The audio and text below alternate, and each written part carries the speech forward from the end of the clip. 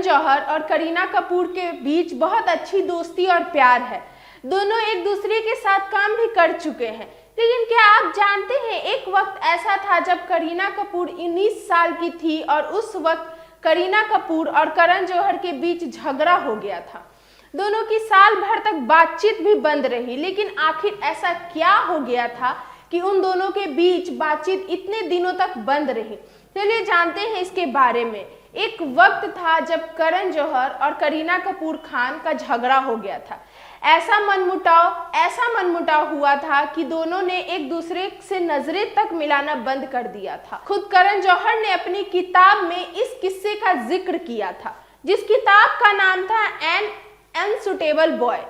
वहीं करीना कपूर, जिन्होंने करण जौहर की फिल्म कभी खुशी कभी गम में पू बनकर बिजलियां गिराई थी, करण जौहर तो करीना कपूर को देखते ही अपनी हीरोइन मान बैठे थे। मगर आगे चलकर दोनों के बीच ऐसा मनमुटाव हुआ, ऐसा टकराव हुआ कि दोनों के बीच साल भर तक कोई बातचीत नहीं हुई और दोनों ने एक दूसरे का साल भर तक शक्ल भी नहीं देखा। आइए हम अपने इस वीडियो में करण जौहर और करीना कपूर का वह जबरदस्त किस्सा सुनाते हैं। यह बात करीब 20 साल पुरानी है, जब करण जौहर कुछ होता है और कभी खुशी कभी गम में इंडस्ट्री में न केवल अपना पैर जमा चुके थे, बल्कि इंडस्ट्री में धूम मचाने की पूरी तैयारी कर बैठे थे। उस समय 25 साल का एक लड़का देश की सुपरहिट फिल्म देकर सबको सदमे में डाल दिया था। जिस उम्र में लड़के अपना शौक पूरा करते हैं, उस उम्र में करण जौहर ने पिता का बिजनेस संभालने का पूरा तैयारी कर लिया। बॉम्बे टाइम्स की पार्टी में करण जौहर और करीना कपूर की पहली मुलाकात हुई थी। सिर्फ 18 साल की करीना कपूर का गजब का कॉन्फिडेंस देखकर करण जौहर उनसे इम्प्रेस हो गए थे। इस पार्टी में करीना कपूर का आत्मविश्वास ऐसा था जैसे मानो उन्होंने कई सुपरहिट फिल्में दे चुकी है। मगर उस समय उन्होंने एकमात्र अभिषेक बच्चन के अपोजिट रिफ्यूजी फिल्म के लिए ही साइन किया था। तभी करण जौहर ने सोच लिया था कि वह पू किरदार के लिए करीना कपूर को ही लेंगे, और ऐसा हुआ भी। करीना कपूर ने करण जौहर के साथ कभी खुशी कभी गम में काम किया, जिसका किरदार सबको बहुत पसंद आया। मगर आगे चलकर दोनों के बीच तनाव हो गया था।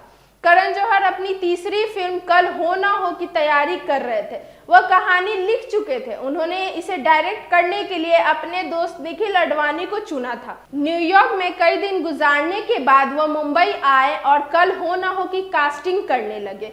इस फिल्म के लिए करण जौहर की पहली पसंद करीना कपूर थी, लेकिन करीना कपूर ने इस फिल्म को करने से साफ मना कर दिया था। करण जौहर चाहते थे कि कल हो ना हो में करीना कपूर काम करे। तभी वो बेबू के पास गए और फिल्म को लेकर बातचीत। तब करीना कपूर ने कहा कि मैंने मुझसे दोस्ती करोगी में काम किया, जिसे आदित्य चोपड़ा के असिस्टेंट कुणाल कोहली ने बनाया था।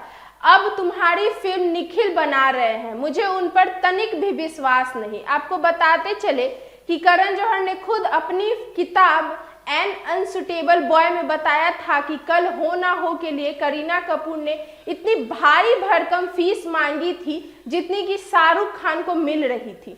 फिर क्या, मैंने मना कर दिया क्योंकि उस वक्त हमारी हालत ठीक नहीं थी। करण जौहर ने आगे बताया कि करीब साल भर तक हमने एक दूसरे से बातचीत नहीं की।